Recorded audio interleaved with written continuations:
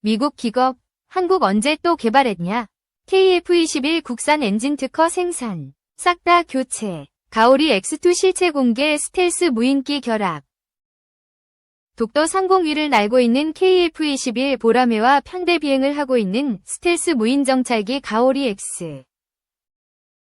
에드 국방과학연구소는 2020년 8월에 이례적으로 스텔스 무인기를 개발 중이며 약 70% 기술 수준에 도달했다고 밝히며 이날 공개된 스텔스 무인 전투기는 대한항공과 공동 개발 중인 가오리 X라고 명명했다.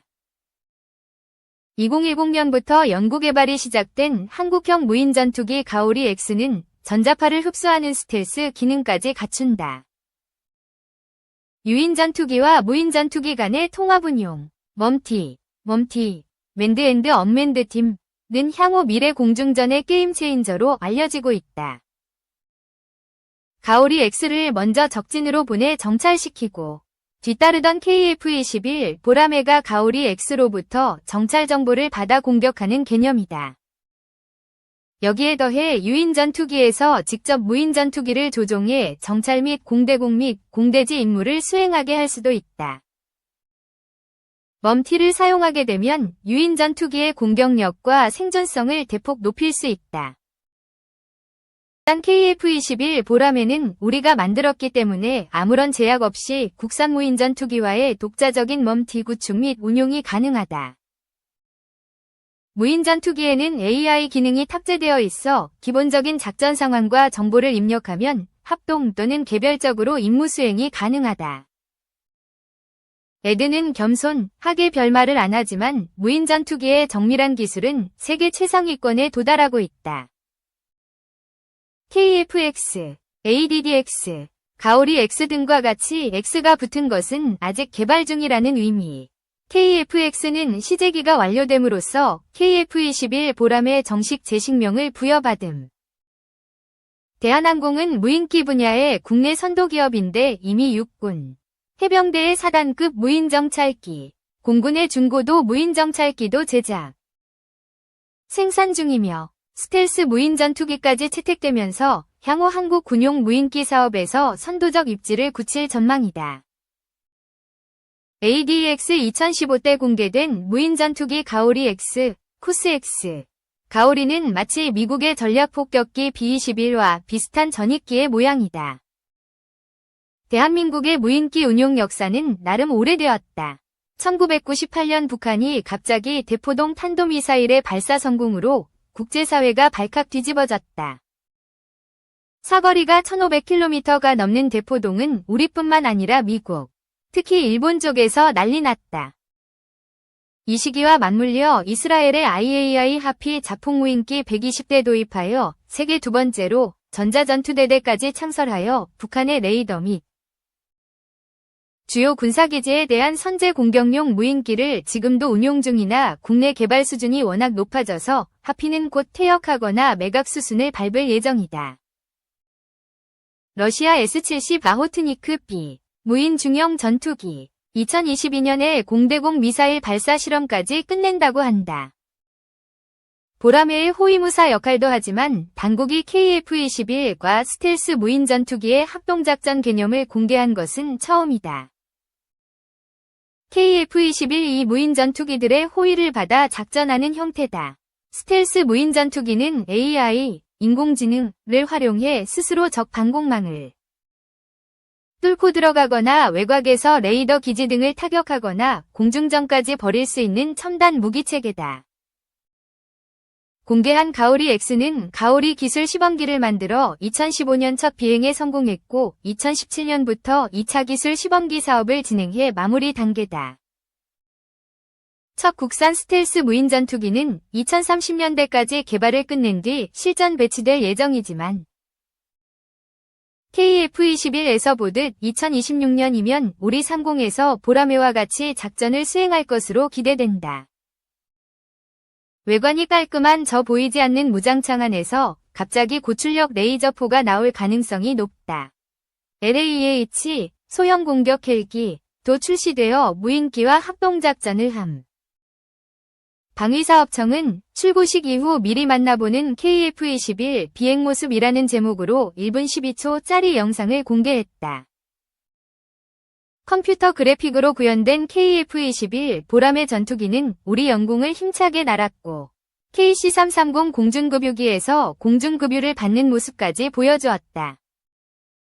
또한 국산 무인 전투기로 추정되는 항공기와 편대를 이루며 독도상공을 날기도 했다. 작년 9월 30일에는 국내 최초로 비행체용 전파흡수구조 기술을 비롯하여 레이동 기술, 안테나 내장 일체형 구조, 경량 전파흡수 도료 등 무인기에 적용 가능한 스텔스 핵심 기술 4종을 개발 완료했다고 발표했다. 2. 조선의 프로막말러 김여정, 탈북민부터 유엔 총장까지 모두 까기. 김정은 북한 노동당 부부장이 시도 때도 없이 내놓는 비난 담화는 북한의 속내를 이해하기 위해 중요한 텍스트다. 다만 김 부부장의 담화는 대개 비웃음과 원색적 욕설로 뒤덮여 있다. 마침 읽는 사람에게 어떤 말이 불쾌하게 들릴지 몰라서 이것저것 다 준비했다는 식이다. 메시지는 분명하지만 대외적인 북한의 국격을 깎아먹는 주범 역할을 하고 있다. 2일 김 부부장은 북한의 신형 대륙간 탄도미사일 ICBM 화성 19형 발사를 규탄한 안토니오 구테우스 유엔 사무총장의 성명에 대해 담화를 발표해 우리의 변화를 기대하는 멍청한 짓을 말아야 할 것이라고 헐뜯었다. 또 제재나 압박, 위협 따위가 우리를 멈춰 세웠는가? 우리는 더 강하게 만들었을 뿐이라고 제재 무용론도 펼쳤다. 이는 김 부부장의 담화치고는 순한 편이다.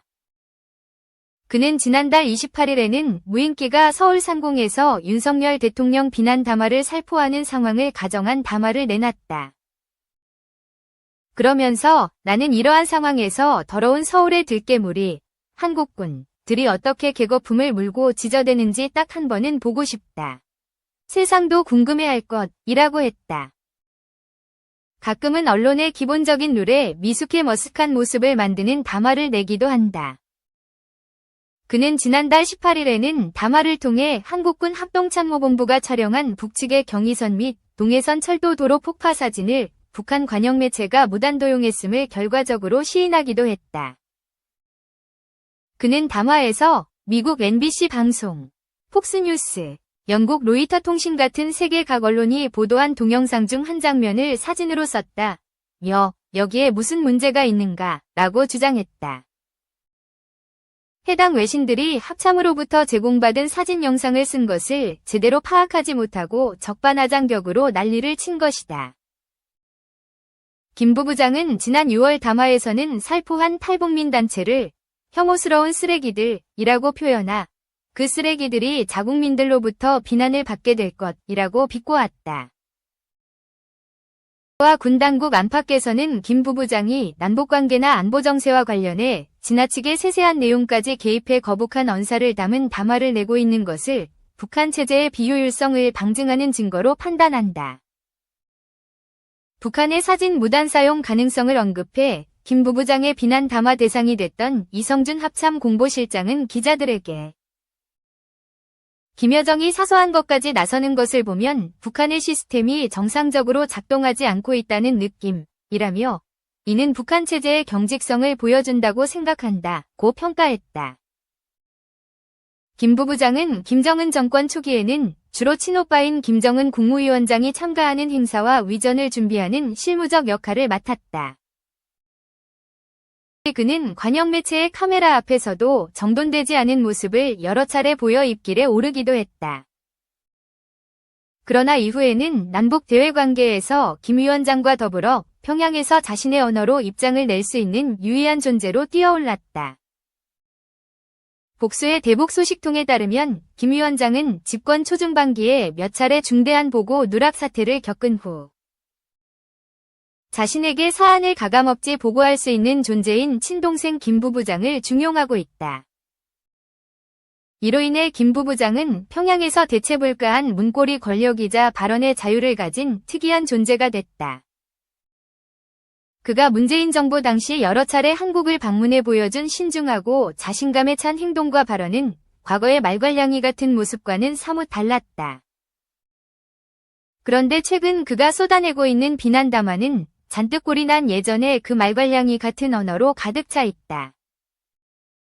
어떻게 하면 상대를 공격하고 상처를 줄 수 있을지 고민에 꾹꾹 눌러 쓴 악다구니가 한나라의 가장 힘있는 사람의 입에서 연일 쏟아지는 모습은 서글프기까지 하다. 그만큼 남북의 사람들 사이의 마음의 거리도 멀어질 수밖에 없기 때문이다.